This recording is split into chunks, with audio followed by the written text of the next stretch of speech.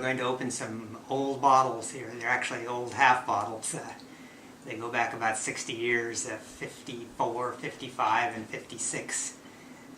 They're California Burgundies, so we don't really know what we're going to find. What they've got going for them is that they came from a very great cellar in San Francisco, from a very serious collector. That was a natural cellar near Twin Peaks, so very cool conditions.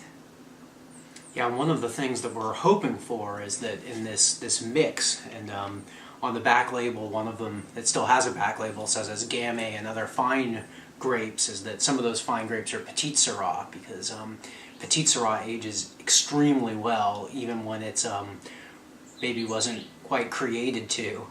So we're hoping that it might be some Petite Syrah in there keeping these wines alive. All right, let's open them. Let's open them up. I'm going to open these guys up, and it used to be, now we call these things foils, but back in the day we called them leads, and I believe that these probably are going to be lead.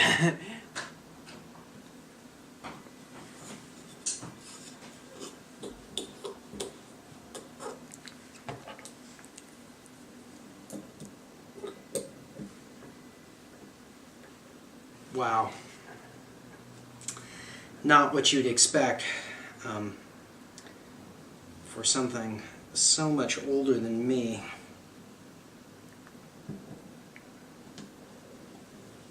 Oh, it came out really clean. Some garbage in there.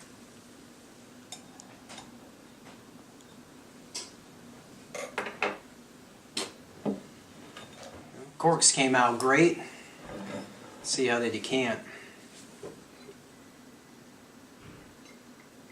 Wow, that's light and brown. A lot of people use a candle for this, but we've got such good light here that I can see quite clearly.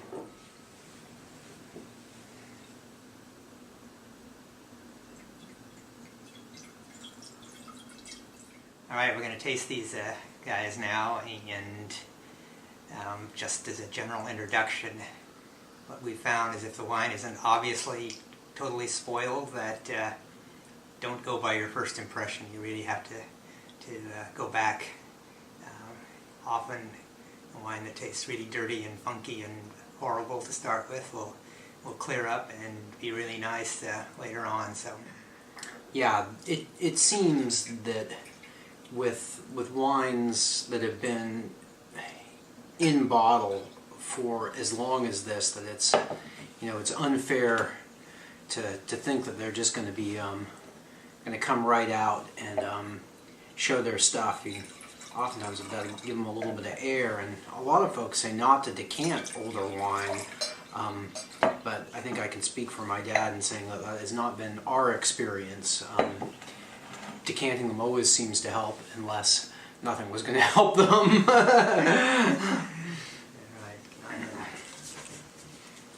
Let's start with this is the 54. This is the 56. Oh. Yeah, the 56. So okay. Going from youngest to oldest. There's some nutty stuff going on, like like some Oloroso type character. Yeah, this is amazingly pale. At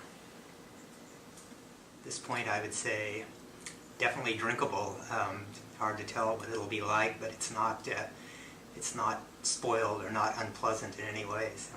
Yeah, I mean, it seems maybe a little bit of volatility in there, but that's the sort of thing that oftentimes clears up with a little bit of time. Yeah. Now we're going to the 55.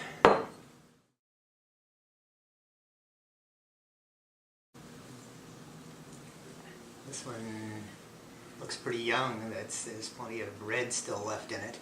Yeah, it seems really solid to the rim too, which is something that folks often look for when the wine, when the color doesn't seem consistent in the glass. That's oftentimes a problem, or when it's murky. Definitely definitely alive and of interest. We'll see what happens, but Yeah. Well, thank you.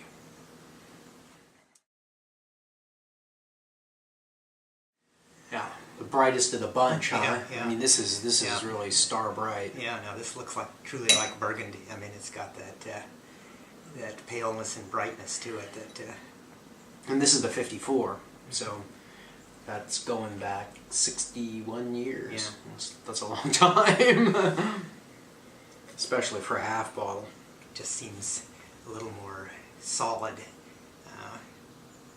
but not as pretty as the 55. Yeah. I think the 55 as a drink is so far is the best one. Yeah. These wines were very well made at the time. I think they weren't meant to stand up for the ages, but they seem to have done it. Yeah, they have. Well, hopefully you can find some treasures like this, and if you do, don't write them off.